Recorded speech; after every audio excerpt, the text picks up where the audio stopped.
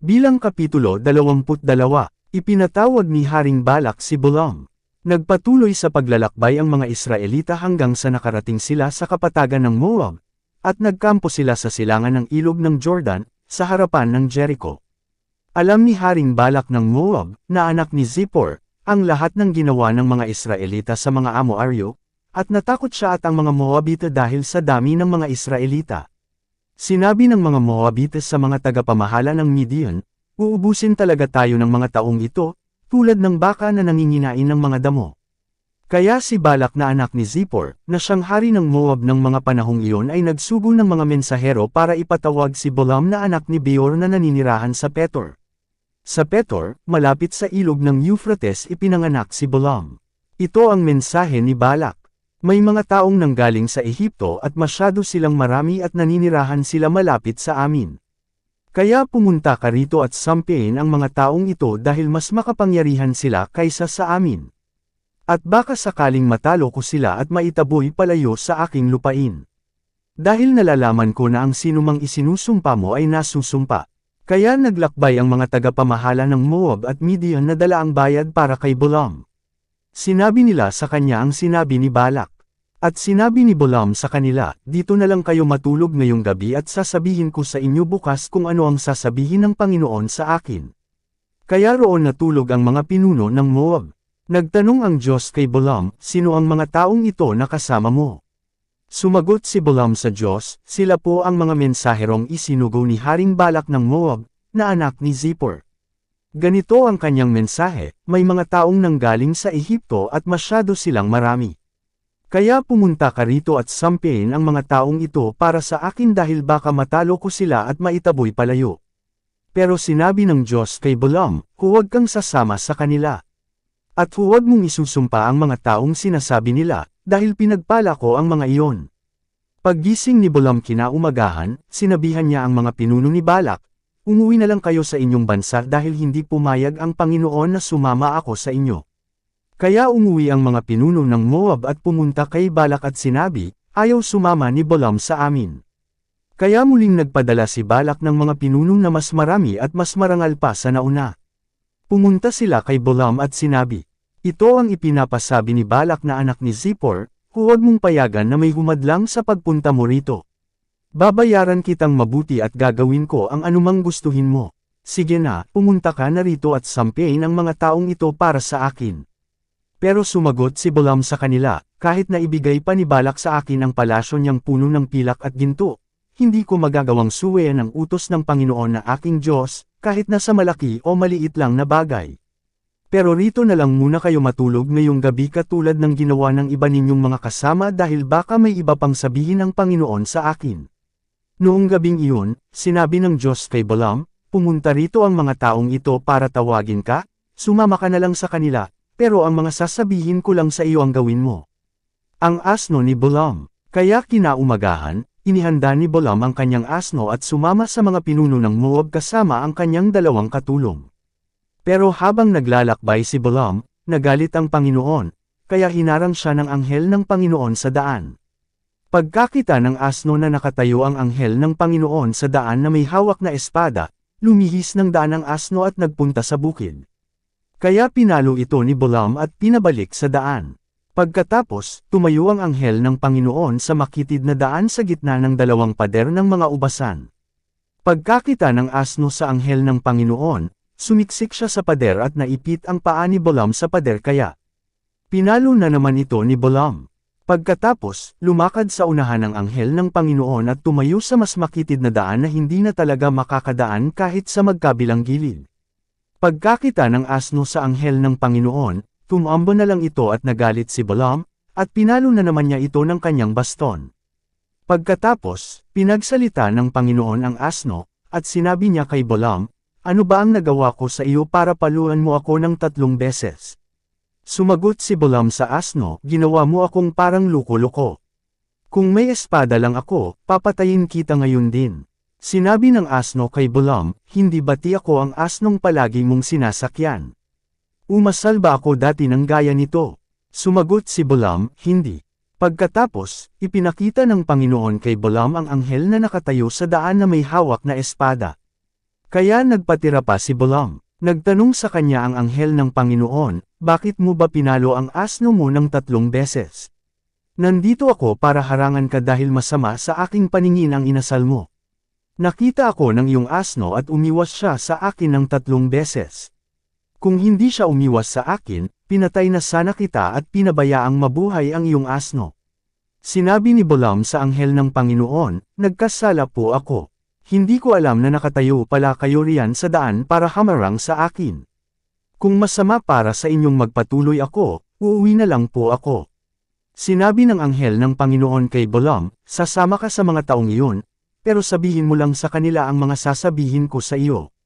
Kaya sumama si Balaam sa mga pinuno ni Balak. Nang malaman ni Balak na paparating si Balaam, sumalubong siya roon sa isang bayan ng Moab malapit sa Arnon, sa hangganan ng kanyang teritoryo. Sinabi ni Balak kay Balaam, hindi ba dali-dali kitang ipinatawag? Bakit hindi ka kaagad nagpunta? Iniisip mo ba na hindi kita babayaran? Sumagot si Balaam, nandito na ako. Pero sasabihin ko lang sa iyo kung ano ang ipinapasabi ng Diyos sa akin. Pagkatapos, sumama si Balaam kay Balak sa Kiriath Huzzat. At naghandog doon si Balak ng baka at tupa. Ibinigay niya ang ibang mga karne kay Balaam at sa mga pinuno na kasama niya. Kinaumagahan, dinala ni Balak si Balaam sa Bamot Baal at doon nakita niya sa ibaba ang buong mamamayan ng Israel. Bilang Kapitulo 23, ang unang mensahe ni Balaam. Sinabi ni Balaam kay Balak, pagawan mo ako rito ng 7 altar, at ipaghanda mo ako ng 7 toro at 7 matandang lalaking tupa. Sinunod ni Balak ang sinabi ni Balaam, at silang dalawa ang naghandog ng toro at ng lalaking tupa sa bawat altar. Pagkatapos, sinabi ni Balaam kay Balak, dito ka lang sa tabi ng iyong handog dahil aalis ako. Baka makipagkita ang Panginoon sa akin.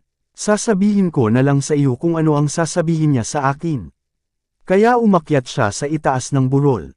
Nakipagkita ang Panginoon sa kanya at sinabi ni Balaam, nagpagawa po ako ng 7 altar, at sa bawat altar ay naghandog ako ng 1 batang toro at tupa. Binigyan ng Panginoon si Balaam ng mensahe at sinabi, bumalik ka kay Balak at sabihin sa kanya ang mensaheng ito. Kaya bumalik si Balaam, at nakita niya si Balak na nakatayo sa tabi ng kanyang mga handog, kasama ng lahat ng pinuno ng Moab.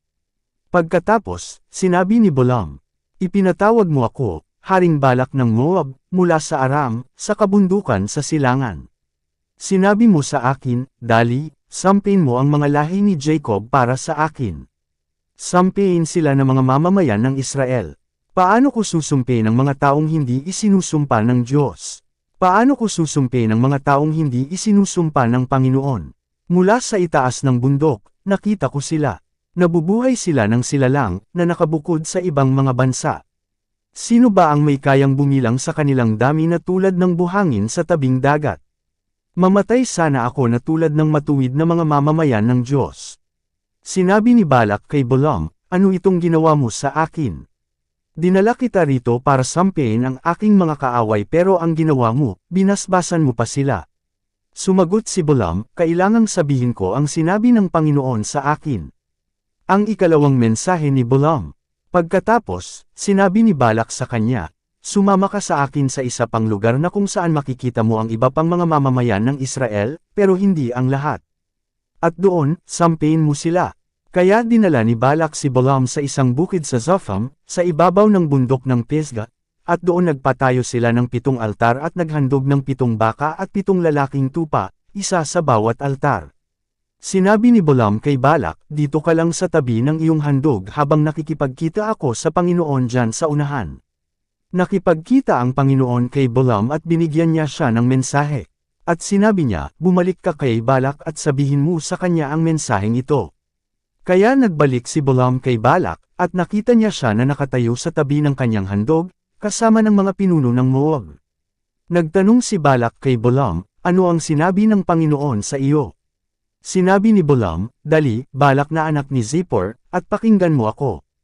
Ang Diyos ay hindi tao na magsisinungaling, o magbabago ng kanyang isip. Nagsasabi ba siya ng hindi niya ginagawa? Nangangako ba siya ng hindi niya tinutupad? Inutusan niya akong magbasbas, at kapag nabasbasan na niya, hindi ko na ito mababawi pa. Wala akong nakitang kapahamakan o kaguluhan na dadating sa Israel. Kasama nila ang Panginoon na kanilang Diyos, kinikilala nila siya na kanilang hari. Inilabas sila ng Diyos sa Ehipto, tulad siya ng isang malakas na toro para sa kanila. Walang manghuhula o mangkukulam na makakasakit sa kanila. Kaya sasabihin ng mga tao tungkol sa Israel, tunay na kamangha-mangha ang ginawa ng Diyos sa Israel. Tulad ng isang liyong handang sumalakay ang mamamayang ito at hindi nagpapahinga hanggang sa malamon niya ang kanyang biktima at mainom ang dugo nito. Pagkatapos, sinabi ni Balak kay Balaam, kung hindi mo sila susumpin, huwag mo silang pagpapalain. Sumagot si Balaam, hindi ba't sinabihan na kita na kailangang gawin ko kung ano ang sasabihin ng Panginoon sa akin? Ang ikatlong mensahe ni Balaam. Muling sinabi ni Balak kay Balaam, halika, dadalhin kita sa ibang lugar. Baka roon, pumayag na ang Diyos na sampiin mo ang Israel para sa akin. Kaya dinala ni Balak si Balaam sa ibabaw ng bundok ng Peor, kung saan nakikita ang disyerto sa ibaba. Sinabi ni Balaam, pagawan mo ako rito ng 7 altar at maghanda ka ng 7 toro at 7 lalaking tupa para sa akin. Kaya ginawa ni Balak ang sinabi ni Balaam, at naghandog siya ng 1 baka at 1 tupa sa bawat altar. Bilang Kapitulo 24, samantala, nang mapag-isip-isip ni Balaam na gusto ng Panginoon na pagpalain ang Israel, hindi na siya nangkulam katulad ng ginawa niya noong una. Sa halip, humarap siya sa disyerto at nakita niya ang mga Israelita na nagkakampo ayon sa kani-kanilang lahi. Pagkatapos, pinuspos siya ng Espiritu ng Diyos, at sinabi niya, ako si Balaam na anak ni Beor, at may malinaw akong pangunawa. Narinig ko ang salita ng Diyos, at nakakita ako ng isang pangitain na mula sa makapangyarihang Diyos. Nagpatira pa ako at nagpahayag siya sa akin. Ito ang aking mensahe. Anong ganda ng mga toldang tinitirhan ng mga mamamayan ng Israel na mga lahi ni Jacob. Katulad ito ng mga nakalinyang palma, o ng mga tanim sa tabi ng ilog. Katulad din ito ng puno ng aloe na itinanim ng Panginoon, o ng mga puno ng sidro sa tabi ng tubig. Umaapaw ang mga tubig sa kanilang mga lalagyan, at nagtatanim sila ng buto sa mga lupang sagana sa tubig. Ang kanilang hari ay magiging mas makapangyarihan kaysa kay Agag na hari ng Amalekita, at ang kanilang kaharian ay magiging tanyag. Inilabas sila ng Diyos sa Ehipto, para sa kanila, katulad siya ng isang malakas na toro. Lulupidyan nila ang kanilang mga kaaway, tutuhugan sa tales ng pana at dudurugin ang kanilang mga buto. Katulad sila ng mga leon na kapag nakatulog na ay wala ng mga ngahas pang gumising sa kanila. Pagpapalain ang mga nagpapalas sa kanila at susumpiin ang mga sumusumpa sa kanila. Dahil dito, matindi ang galit ni Balak kay Balaam. Isinuntok niya ang kanyang kamao sa kanyang palad at sinabi, ipinatawag kita para sampiin ang aking mga kaaway, pero binasbasan mo pa sila ng 3 beses. Umuwi ka na lang. Nangako ako sa iyong babayaran kita ng malaking halaga, pero hindi pumayag ang Panginoon na matanggap mo ang bayad. Sumagot si Balaam kay Balak, hindi ba't sinabihan ko ang iyong mga mensahero, na kahit ibigay mo pa sa akin ang iyong palasyong puno ng pilak at ginto, hindi ako makakagawa ng sarili kong kagustuhan, masama man ito o mabuti. Kung ano ang sinasabi ng Panginoon sa akin, iyon lang ang aking sasabihin. Uuwi ako ngayon din sa aking mga kababayan, pero bago ako umalis, paaalalahanan muna kita kung ano ang gagawin ng mga Israelitang ito sa iyong mga mamamayan balang araw. Ang ika-4 na mensahe ni Balaam. Pagkatapos, sinabi ni Balaam ang mensaheng ito, ako si Balaam na anak ni Beor, at may malinaw akong pangunawa. Narinig ko ang salita ng kataas-taasang Diyos, at nakakita ako ng pangitain mula sa makapangyarihang Diyos. Nagpatira pa ako sa kanya at nagpahayag siya sa akin. Ito ang aking mensahe. May nakita ako sa aking pangitain na hindi pa nangyayari. Sa hinaharap, mamamahala ang isang hari sa Israel mula sa lahi ni Jacob. Ibabagsak niya ang mga Moabita at ang lahat ng lahi ni Seth. Sasakupon niya ang Edom na kanyang kaaway, na tinatawag din na Ser, habang tumatatag ang Israel. Mamumuno ang isang pinuno sa Israel at ibabagsak niya ang mga natirang buhay sa lungsod ng Moab. Ang huling mensahe ni Balaam. Pagkatapos, nakita ni Balaam sa kanyang pangitain ang mga Amalekita at sinabi niya, ang Amalek noon ang nangunguna sa mga bansa, pero sa huli, babagsak ito. Pagkatapos, nakita na naman ni Balaam sa kanyang pangitain ang mga Kaneo at sinabi niya, matatag ang inyong tinitirhan, dahil nakapatong ito sa mga bato pero babagsak kayo kapag banihag kayo ng Assyria. At sinabi pa ni Balaam ang mensaheng ito, kahabag-habag, sino ba ang mabubuhay kung gagawin ito ng Diyos? Darating ang mga barko mula sa Kittim at sasakupan nila ang mga mamamayan ng Assyria at ng Eber, pero babagsak din ang Kittim. Pagkatapos, umuwi si Balaam at ganoon din si Balak.